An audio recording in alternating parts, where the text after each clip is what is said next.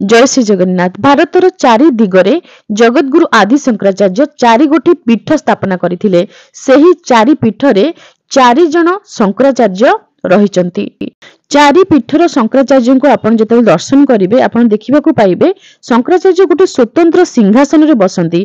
तांको पाखरे तांकर जने शिष्य गोटे बाड़ी धरिकी छिड़ा होइथिबे। रूपा भली देखा जाउथिबा गोटे बाड़ी जाहाकू छड़ी कुहा जाय थाए एवं तांको मथा ऊपर गोटे छत्ता रही थाए।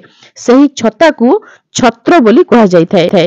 हिंदू मानकर सर्वोच्च धर्मगुरु जगतगुरु शंकराचार्य जो स्थान रे बसिबे जो स्थान को जिबे प्रत्येक समय रे तांकर मथा ऊपर छत्र रहिथिबो। सिंहासन ऊपर विराजमान करिवे एवं छड़ी धरिकी तांकर शिष्य तांको पाखरे छिड़ा होइथिबे। वर्तमान आपण पुरी रे अवस्थित गोवर्धन पीठर जगतगुरु शंकराचार्य दर्शन करुचंती। आपण गुरुदेव को जेतेबेले भी दर्शन करिथिबे कोनोसी फोटो रे देखिथिबे गुरुदेवंकर मथा ऊपर छत्र न थाए। पाखरे कहीं छड़ी धरिकी छिड़ा होई नथांती किंबा गुरुदेव केबे भी सिंहासन ऊपर बसंती नाही।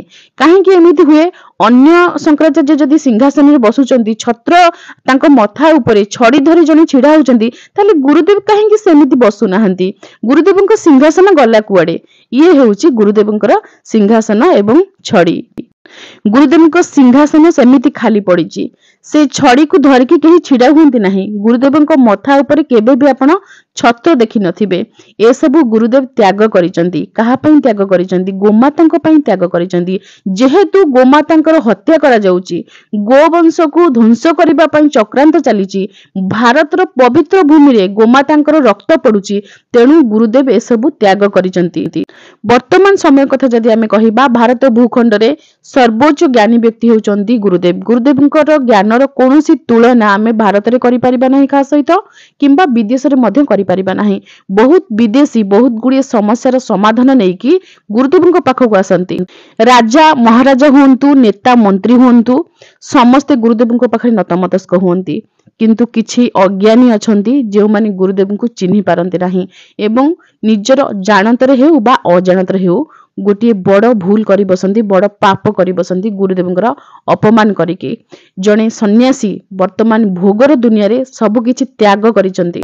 एमिति सन्यासी एते ज्ञानर अधिकारी एमिति जगत गुरु आउ भविष्यत रे आपण पाइबे कि नाही जणा नाही। वर्तमान समय रे जे भी गुरुदेवंकर सानिध्य लाभ करिसंती से निजको भाग्यवान मन करूचंती। गुरुदेवंक परि त्यागी सन्यासी अछंती बोली ए धरा पृष्ठ रे आज आमे माने बंची रहिचे नचेत गो मातांक आखिर लुहरे आमे केबेठारु ध्वंस होई जाइथांते। गुरुदेवंक पण पूरा हेउ गोपाष्टमी रे एतिकी कामना। हर हर महादेव।